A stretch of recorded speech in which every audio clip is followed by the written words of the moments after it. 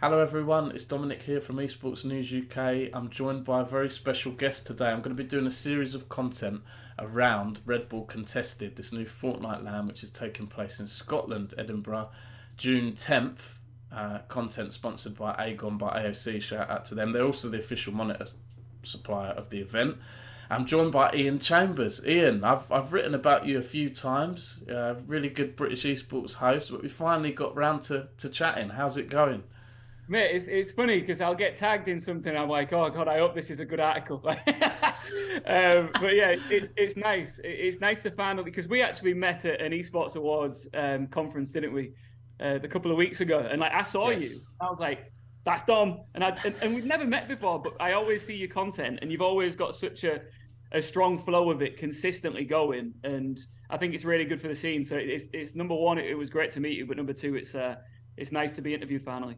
Thank you. Yeah, 100%. I know you say a great stream of content. Yesterday I was like, do you know what? I've got to take a day off. Yesterday I just went out with the kids. It was half term, so I'm not always super consistent, but I do my best. And thank you And for in saying case you that. don't know, this guy's got 3 kids, so he's got a handful. Just to put it out there. It's challenging. It's life on hard mode. But anyway, enough about me. I'm really excited about this event, Iain. We don't often get big events in Scotland, big esports events. It's unusual to see an event like this in Scotland, and Fortnite as well. You know, the first major Fortnite LAN in the UK. What are your thoughts around that? What's it like to be involved? Right, it's massive. I mean, I love Fortnite. Fortnite's one of the games that I play most consistently with my little brother, although I'm terrible at it, but I do play a lot. And I love working with Red Bull. I think Red Bull Gaming, when they come together, Red Bull UK, when they put on events, whether it's here or overseas, like they go big. And I think that energy matched with the entire concept and vision of Fortnite, and having a LAN on such a major stage here in the UK is amazing. And then to be hosting it alongside Frankie Ward, who I've worked with for the first time at TwitchCon last year. We did the Twitch Rivals stage together, Yeah. and Yes. I just, at that point, from then on, I was like, wow, you're amazing. You're really good at what you do, and we was really looking forward to linking up again. So it's a fun opportunity. It's a good chance for me and Frankie to have a good time, and for these players to perform and play in front of a live audience is going to be sick, isn't it? Yeah. Are you going to be putting on a Scottish accent? I would have thought they might have got a Bit. Scottish speaking host. You know. Well, we do have Reese, who's on there as well. Yes. Who, of course, he's dropped he's the analyst.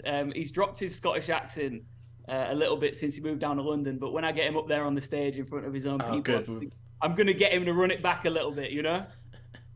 I was going to say the talent lineup looks really good. There's obviously yourself and Frankie, hosts that have worked on numerous events and games, and then you've got those Fortnite specialists, right? Yeah. 11-2K, Mini Miner. You mentioned Reese. We've got Taco as well. It's not a huge broadcast talent lineup, is it? But it is a kind of one-off, one-day event. But it looks like a nice mix of talent there. Well, I've worked with everybody except for Reese, and according to all the people I've worked with, Reese is great. So I've done Fortnite events with Taco, with Levin, with Mini. So it's gonna be a lot of fun to jump in there and be running around a lot. Because the good thing about having two hosts for a 1 day event is one of us can be over interviewing players, one of us can be at the desk, and then switch it up, and then we can be out with the fans, which is what I love to get in and amongst it in the crowd. And I think it's going to be a lively, full of energy and movement event. So we had a production meeting yesterday, and we've got some exciting things planned. I can't reveal too much, but it's going to be fun. I'm looking forward to it. It has that unique Fortnite, unique format as well, Yeah. which I think is going to be Oh, exciting that's to what's so watch. cool is that, like, sorry to jump in, No, Don, go but for it. we've got 8 rounds, and once we get into the second half of the event, it's elimination points are doubled. So what that means is you've got some of the best players of the world playing, and we all know that Fortnite's unpredictable. You got 100 players in the server, and let's not forget the new season launches like the day before, which could cause all sorts of technical issues, but unpredictable play when it comes to Fortnite. But when we get into that second half, it means that the players down towards the bottom of the leaderboard still have that chance to climb back up and potentially clutch it later on in the day. So I think from start to finish, we're going to have a really exciting event where it's unpredictable and anybody could potentially take the crown. Yeah, and there is such a raft of talent here. And when I looked at the list of players, this growing list of players, there's a good bunch of UK talent in there, and I think Fortnite is one of those games where the UK excels in it. We've got some good talent. You know, there's players like Wolfies, Veno, Pink Nebs, and also Hen. Now, Hen plays for Guild, and you do some work for Guild as well. So, are you going to be secretly cheering him on? And what's it like? Tell us about the work you do with Guild as well. Yeah, well, when I first, my background's in like TV and radio, and but I grew up as a huge gaming fan, so I'd see like esports stuff going on in the peripherals of what I was doing, and I'd be like, how on earth do you get into that? Like, because it seems to me like there are people with all sorts of different paths that get into it, and I used to look at it and be like, what do I need to do to be a part of this? I started doing some Rainbow Six UK stuff, and I'm sure we'll get onto that in a little bit. But then I got one opportunity to do this little Rocket League event with Guild, where I was actually an actor. I was an actor, and I wiped my way through it. It was the announcement of their Rocket League team, and I got booked through my agent. I got booked as the actor in this advert, and I just started networking and be like, right, guys, I want to do more with you guys. Like, what do I need to do? And then the relationship just built. I do a lot of their events and stuff, and host lots of different games for them and live events and stuff. And it's just been such a great relationship. But I've met Hen many times, and I've met his old man as well. And his dad is amazing. He's like, you can tell why Hen's done so well because his dad is so supportive, and they really back each other. But Hen's a cheeky little chappy, but at the same time, I love to be around him because he's so talented, right? And he's got that cool, charismatic, unique edge to him. So will I be stood behind him, giving him a back rub to make sure he wins? Probably not, but I'll be, with a wink and a smile somewhere in the arena, hoping that he does well for sure. That's brilliant. And I have to say, you mentioned Rainbow Six Siege, and it's fair to say, right? That's the main game you've worked in. You've built up your name well there.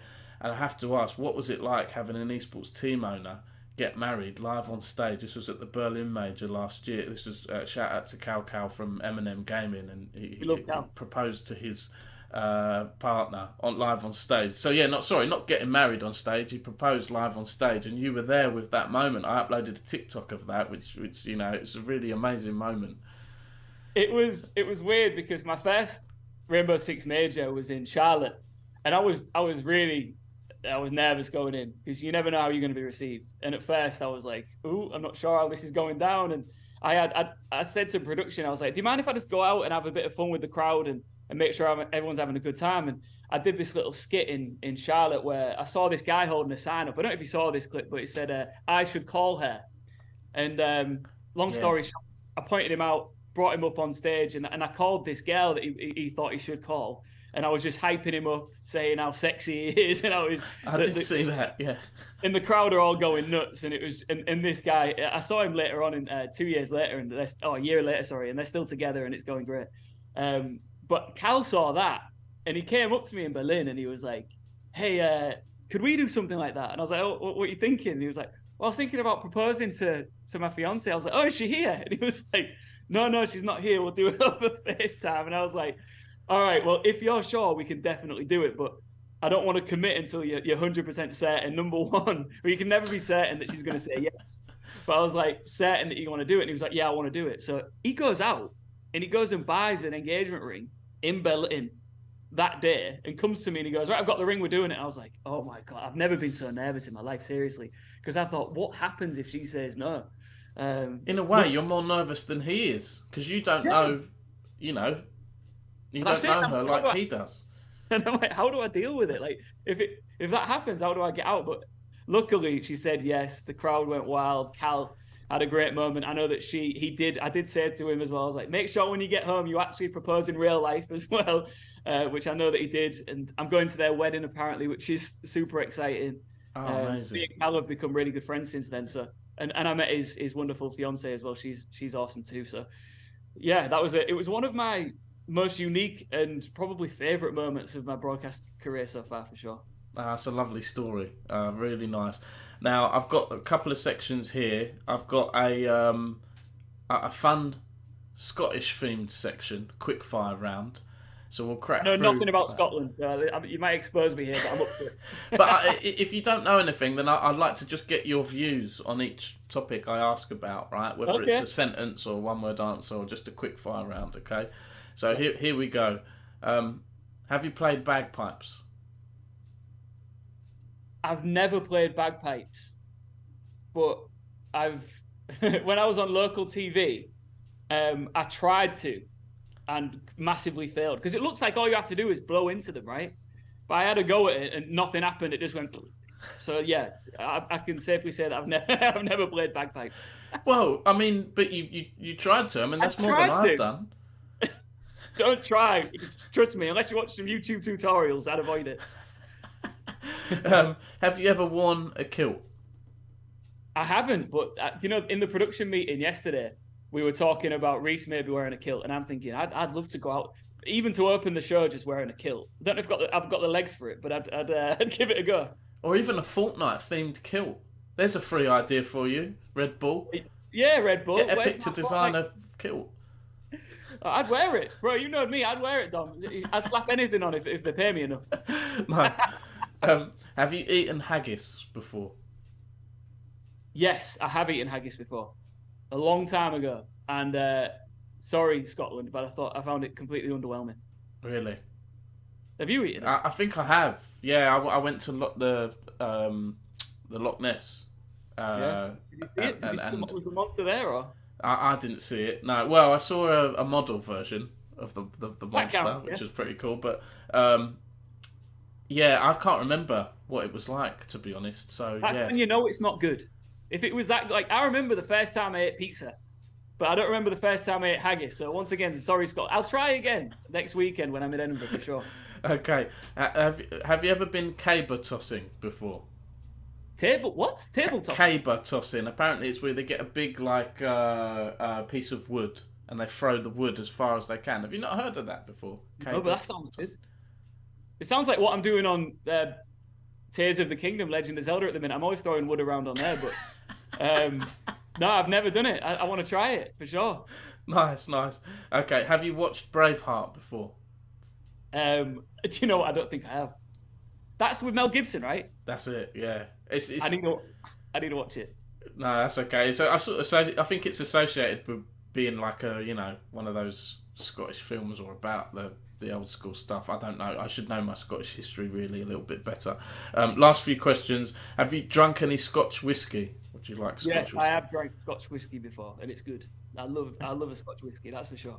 And I imagine if there's an after party, I don't know if it'd mix well with, sugar-free Red Bull, but I'll give it a